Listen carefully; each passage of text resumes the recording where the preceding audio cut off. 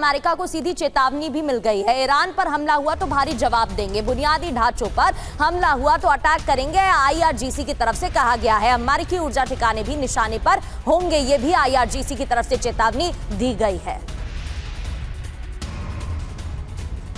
वहीं अमेरिकी दबाव के बीच आईआरजीसी ने दावा किया है कि ईरान का मिसाइल उत्पादन लगातार जारी है। आईआरजीसी ने कहा ईरान की मिसाइल क्षमता बरकरार है।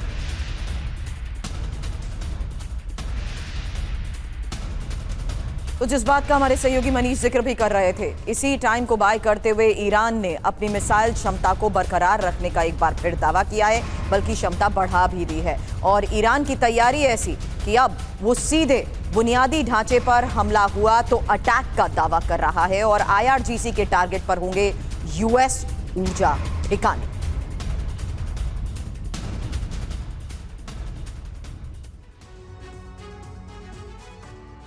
तो आईआरजीसी का दावा, ईरान युद्ध के लिए तैयार है, ईरान पर हमला तो जवाब भारी होगा, यह भी कहा गया है। अमेरिकी ऊर्जा ठिकाने निशाने बनेंगे।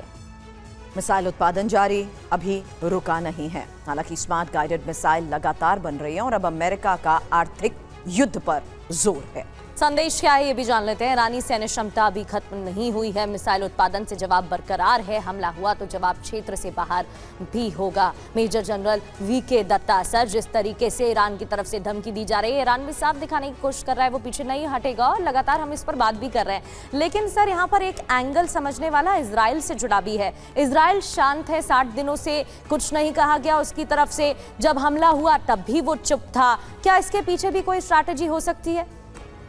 बिल्कुल प्रगति, देखिए ऐसा है, जो अभी करंट सिचुएशन हम देख रहे हैं, पूरे अमेरिका के 15 बेसिस बुरी तरह से तबाह करे ईरान ने। अमेरिका को अभी ये समझ नहीं आ रहा कि उन बेसिस को रीबिल्ड करे, यहाँ अपने ट्रुप्स को विड्रॉ कर ले। और आज के दिन में अमेरिका पूरा जो सपोर्ट, उसका लॉजिस्टिक सपोर्ट जो बोलते हैं, डिगो गार्सिया के माध्यम से कर रहा है, जिसको उसको बहुत भारी पड़ रहा है। वो कम्युनिकेशन चैनल लंबे हैं। जहाँ तक इजराइल का सवाल है, इजराइल का जो एम था वो अचीव नहीं कर पाए वो। हालांकि इजराइल के प्रेशर से ही अमेरिका इस जंग के अंदर कूदा और वो जूइश लॉबी की हम जो बात करते हैं वो है। और अभी आपने ये भी सुना होगा कि नेतन्याहू ने बोला कि उनके एक बेटे के ऊपर जानलेवा हमला करने की कोशिश की गई। तो कहने का मतलब ये है कि दोनों इजराइल और अमेरिका अपने जो एम और मुद्दे लेके चले थे, दोनों उसमें नाकामयाब हुए हैं। सर इसी को लेकर आपसे आगे भी सवाल करेंगे, ये खबर भी कैसे दिखाएंगे। उससे पहले मनीष, एक क्विक अपडेट मैं आपसे लेना चाहती हूँ।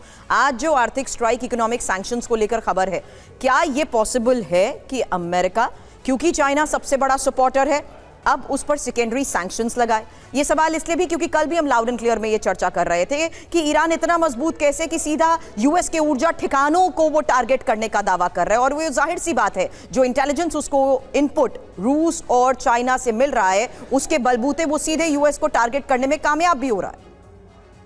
देखिए, ये बात सही है कि चीन चोरी छुपके और बहुत हद तक कई मामलों में खुलकर ईरान की मदद कर रहा है। लेकिन जैसा कि आपने देखा कि सेक्रेटरी बेसेंट से भी ये सवाल किया गया था कि आज तक तो आपने चीन के किसी बैंक पर कभी कोई सैंक्शन नहीं लगाए। मुझे नहीं लगता है कि अमेरिका बड़े पैमाने पर चीन के खिलाफ किसी भी तरह के आर्थिक प्रतिबंध को लगाने की स्थिति में है, क्योंकि अगर ऐसा हुआ तो फिर चीन की तरफ से ईंट का जवाब पत्थर से दिया जाता है। वो भी कई मामलों में अमेरिका पर सैंक्शन लगा देता है। आप याद करिए कि अमेरिका के विदेश मंत्री तक पर उन्होंने सैंक्शन लगा दिया था। हालत ये थी कि जब वो ट्रंप के साथ चीन जा रहे थे तो उनको अपने नाम में परिवर्तन तक करना पड़ा था।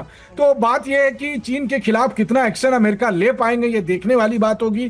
कुल मिलाकर कहानी वही आती है कि एक बार फिर से अमेरिका और ईरान के बीच तनाव और अधिक बढ़ेगा।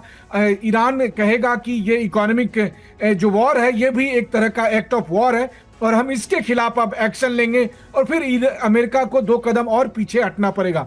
मूल बात यह है कि अमेरिका अगर जंग नहीं लड़ना चाहता, मैं तो कहता ही नहीं हूं कि जीता कौन हारा कौन, क्योंकि इन दोनों की लड़ाई 6 महीने में तय नहीं हो सकती। लेकिन अगर अमेरिका जंग नहीं लड़ना चाहता है तो इसी का फायदा ईरान उठाता है और आगे भी ईरान उठाएगा।